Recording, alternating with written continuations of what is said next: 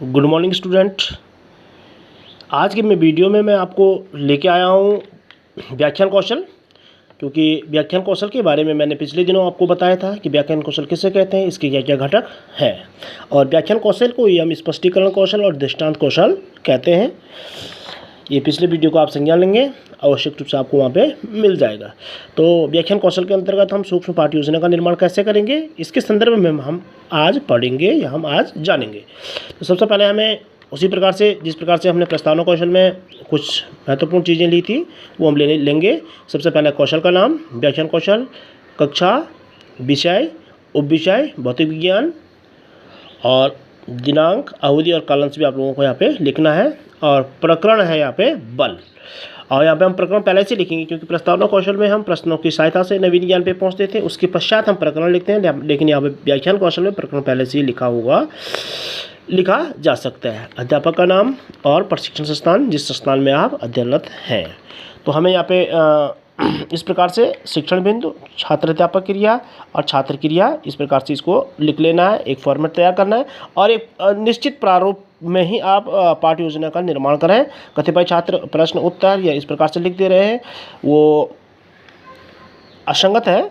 आपको एक निश्चित प्रारूप के अंतर्गत ही पाठ्य योजना का निर्माण करना है। तो जो प्रारूप आपको दिया गया है, बताया जा रहा है, उसी के अंतर्गत आप जो है पाठ्य योजना का निर्माण करेंगे। तो सबसे पहले हमें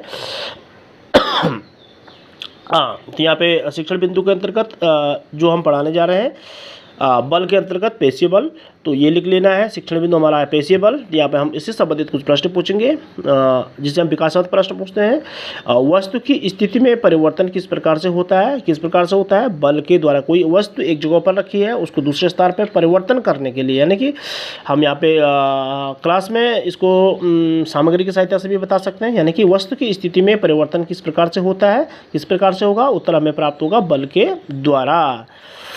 तो प्रश्न पेशीय बल से आप क्या समझते हैं, क्योंकि पेशीय बल हमने छात्रों को बताया नहीं है, आज हमको बताना है, तो ये समस्यात्मक होगा। यहाँ पे यानी कि कुछ छात्र हो सकता है संभावित उत्तर दें, तो हमने यहाँ पे संभावित उत्तर या अस्पष्ट उत्तर यहाँ पे लिख देना है। इसके बाद हम व्याख्यान या स्पष्टीकरण करेंगे, यानी कि छात्र अध्यापक कथन यहाँ पे होगा और व्याख्यान स्पष्टीकरण। ये इस प्रकार से हम यहाँ पे जो नवीन ज्ञान हम देने जा रहे हैं उसकी डिटेल्स हमको उसके बारे में हमें यहाँ पे छात्र अध्यापक क्रिया में लिख देना है। तो यहाँ पे उदाहरण के लिए मैंने एक आदर्श पाठ्य योजना का निर्माण किया है, तो उदाहरण के लिए इस प्रकार से लिखा है, इसका आप संज्ञान लेंगे। यह बल हमारे शरीर की मांसपेशियों के माध्यम से लगाया जाता है। मांसपेशियों के द्वारा लगाए जाने वाला बल पेशीय बल कहलाता है।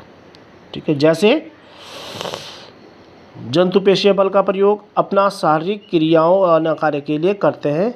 जंतुओं के द्वारा पेशीय बल का प्रयोग ज़्यादा से ज़्यादा किया जाता है, जैसे घोड़े, बैल, खच्चर, ऊँट हमारे विभिन्न कार्य करते हैं। तो इन जानवरों के द्वारा जब हम कार्य लेते हैं तो इनसे के द्वारा जो बल लगता है उसे हम पेशीय बल ही कहते हैं। तो यहाँ पे एक बहुत प्रश्न भी आपके द्वारा पूछा जाएगा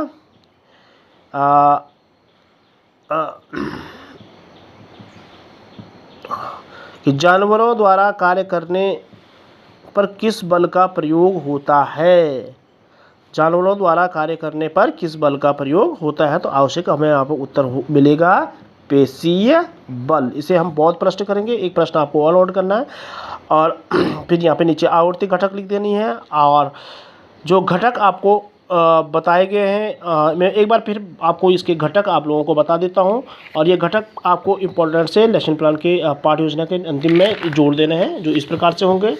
घटक है, पहला घटक है, और इन घटकों का प्रयोग यहाँ पे होना भी चाहिए आपके प्लान में। प्रारंभिक कथनों का स्पष्टता से प्रयोग, यानी कि पहला घटक है हमारा प्रारंभिक कथनों का स्पष्टता से प्रयोग। दूसरा है निष्कर्षात्मक कथन स्पष्ट होना। तीसरा है भाषा में प्रवाह होना। चौथा है उपयुक्त कथन शब्दों का प्रयोग। कथनों में तारतम्यता का होना। असंबद्ध कथनों की अनुपस्थिति। विचारों में परस्पर जोड़ने वाले शब्दों का प्रयोग। और लास्ट है छात्रों की बौद्ध परीक्षण हेतु बीच बीच में पूछे गए प्रश्न, यानी कि हमें बौद्ध प्रश्न भी पूछने हैं। ये महत्वपूर्ण है, इसलिए आप जो है इसी प्रकार से इसी फॉर्मेट के अंतर्गत व्याख्यान कौशल की पाठ्य योजना का निर्माण करेंगे। सभी छात्र ध्यान दें और संज्ञान लेंगे पिछले वीडियो का भी और इस वीडियो का भी। इसी वीडियो के आधार पर आप नेक्स्ट इसके अंतर्गत भी 5 पाठ योजनाओं का निर्माण आप लोगों को करना है। यानी कि सभी छात्र आवश्यक रूप से आवश्यक कार्य को समझते हुए व्याख्यान कौशल के अंतर्गत और प्रस्तावना कौशल जो पीछे बताया गया है उसके भी 5 और इसके भी 5 पाठ योजना का निर्माण कर मुझे प्रेषित करेंगे। ये आपको लोगों के लिए एक आवश्यक कार्य होगा। इसी के आधार पर असेसमेंट आप लोगों का किया जाना है। Thank you.